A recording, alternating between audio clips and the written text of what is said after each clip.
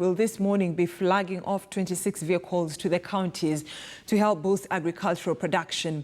The event is taking place at the ministry headquarters. Let us cross there live. Confidence by your colleagues in the council, and we'll work very closely with you. Thank you. We are good friends, and you can see we are also age mates. So age mates also work very easily. So I want to pledge that we are going to work with you very closely and with the Council of Governors very closely, because agriculture is devolved. Agriculture happens down there. There's no agriculture in Nairobi. That's why no vehicles have been given to Nairobi. So for us here is really to facilitate and coordinate and make sure that policies are properly, national policy and programs. Then the implementation is the counties. So the challenge is how to make that system work, and this is what we are going to work on. We also want to pledge that we will make sure that resources that are meant for the programs and the projects under this ministry will be utilized properly. We will demand accountability from everybody.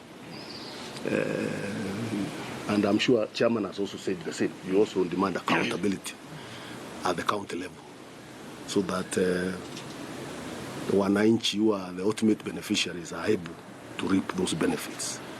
So moving forward, I want to assure you there will be also very many reforms in this ministry. We are going to change a lot of things.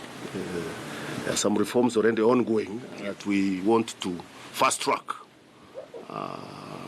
especially issues to do with provision of inputs, how we do it. We want to do it differently. We want to make sure that we utilize technology to bring efficiency and also accountability in how we do things. So we want to promise you that you see a lot of changes taking place, changes that are intended to improve service delivery. So allow me to read this statement.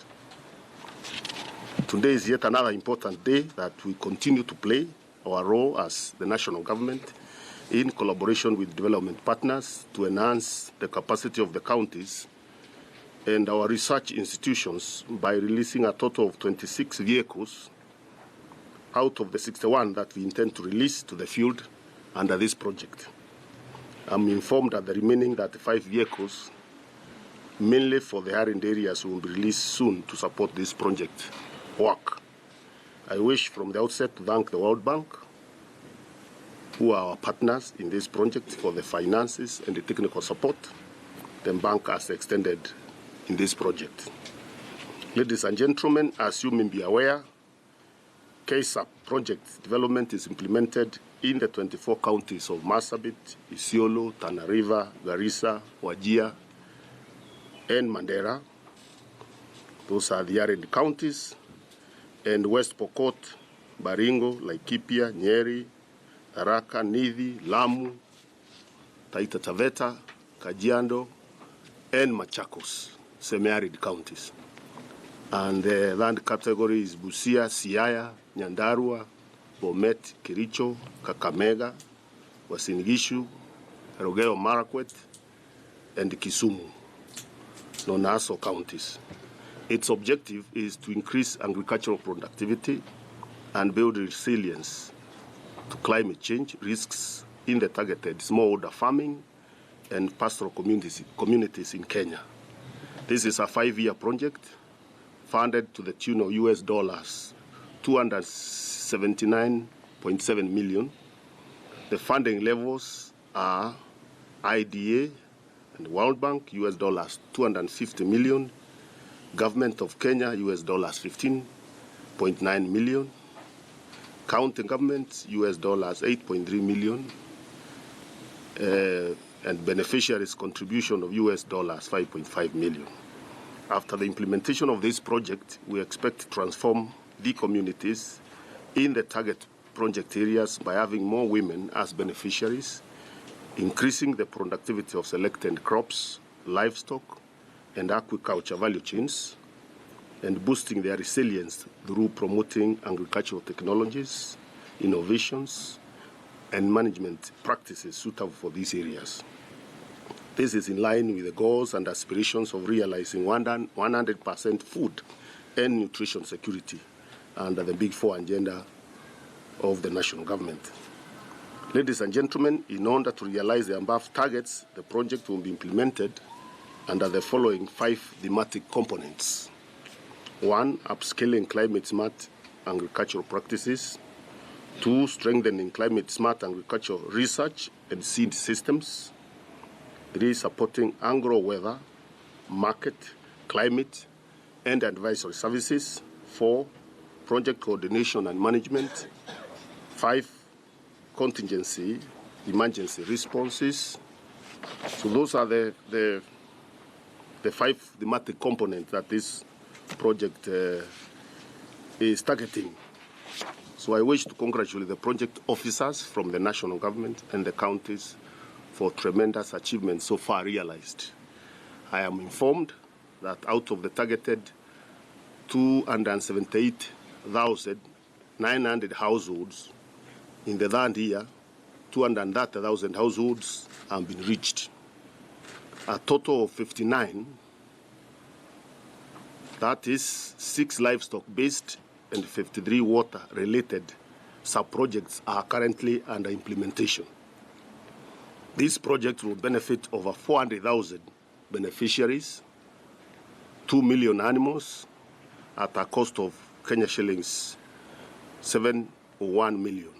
In addition, 172 long-term training supporting 13 national agricultural research systems at a cost of Kenya shillings 828 million, with beneficiaries from the following institutions: CARO, KMD, KEMFRI, Egerton University, University of Nairobi, JKUCAT, Kenyatta University, and the Ministry of Agriculture, Livestock, Fisheries, and Cooperatives. The long-term training is focusing on strengthening support to climate-smart agriculture and the dissemination of technologies, innovations, and management practices. Focusing on the 24 counties where the project is implemented, a total of 2,164 community micro-projects estimated to cost 1.5 billion have been approved and ready for implementation.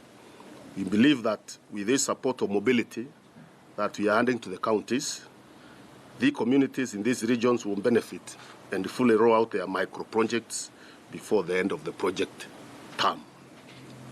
We are also appealing to other agencies, development partners, and indeed the counties to join us in expanding the coverage of this project so that more communities can reap the benefits envisaged. Ladies and gentlemen, I'm happy to note that in order to strengthen the national agriculture research systems, an additional Kenya shillings 1 billion has been approved by the National Advisory Technical Committee to be implemented by 13 institutions mentioned earlier. Also approved and ready for implementation is Kenya shillings 1.9 billion for 73 county sub-projects targeting 42 water, national resource management, 22 on the livestock improvement, and 9 public-private partnership initiatives. With the above-mentioned resource outlay, we are challenging the implementers to work extra hard to ensure that intended benefits reach communities through prudent management. We are ready to come down to the field to aid that indeed what we have planned for is what we are working on. For the remaining batch of 36 vehicles. After that press statement by the Cabinet Secretary for Agriculture, Peter Munya, is expected to flag off a batch of 26 vehicles for the Kenya Climate Smart Agriculture Project that will be carried out in 17 counties. We expect 35 counties actually